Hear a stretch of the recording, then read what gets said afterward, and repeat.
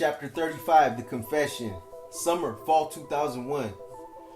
160 miles north of the Salinas jail, the Black Widow Task Force agents in Santa Rosa had a problem, and it was a big one.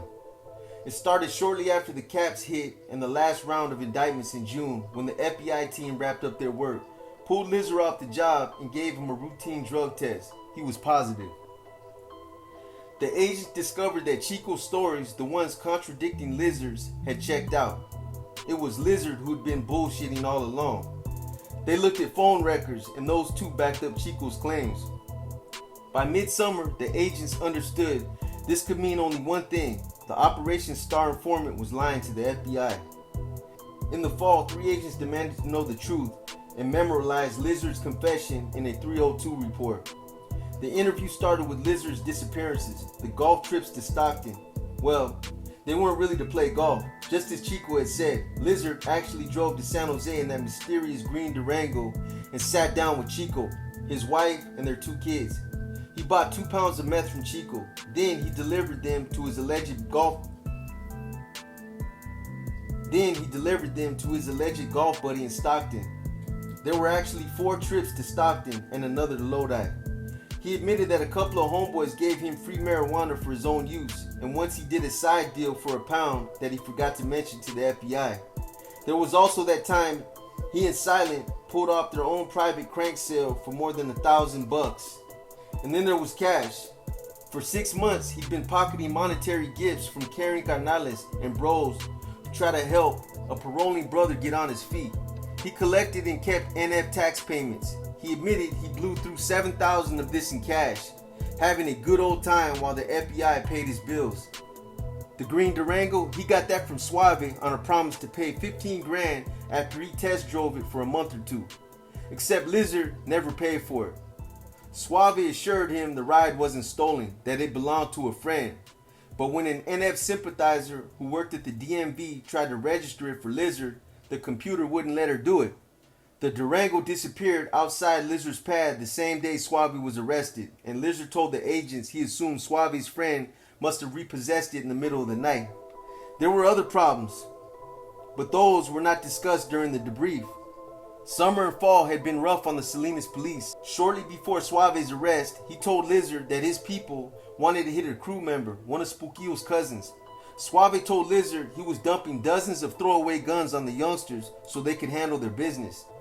FBI agents heard tapes of this wiretapped call, but they neglected to ask Lizard who had received the weapons, and they neglected to tell the Salinas cops, who were still frantically working the Caps investigation, that a small arsenal had just been dumped on their streets. In the months that followed, kids like Mondo noticed that the crew used those firearms in robberies, assaults, and attempted murder, and 1 homicide. Lizard had been lax about other things.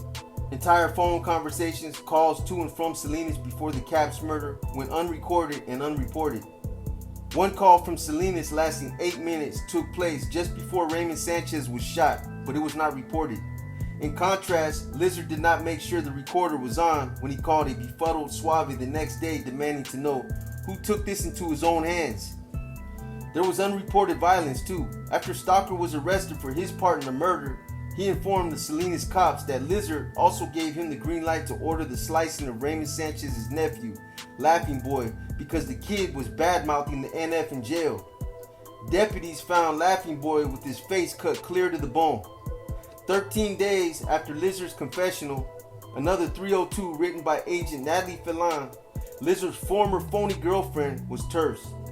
Source participated in unauthorized criminal activity while under the direction of the Federal Bureau of Investigation. It began, and it went on to describe more of Lizard's secret drug deals. The party was over. Lizard was quickly arrested on suspicion of violating parole and was whisked into federal custody, where he would wait until called to testify. When all the trials were over, a judge would have to decide whether Lizard, having broken his signed promise not to lie to the government or commit his own crimes, should face life in prison just like his former brothers in the cause. During the weeks preceding the death of Raymond Sanchez, Bob Mueller impressed the president while he spent the spring in Washington. He'd begun working under John Ashcroft as acting Deputy Attorney General of the United States. By the time FBI Director Louis Freeh stepped down, Mueller was President Bush's choice to head the bureau. He was chosen with great care, and he has my full confidence, the president said, priming his pick for confirmation by the Senate.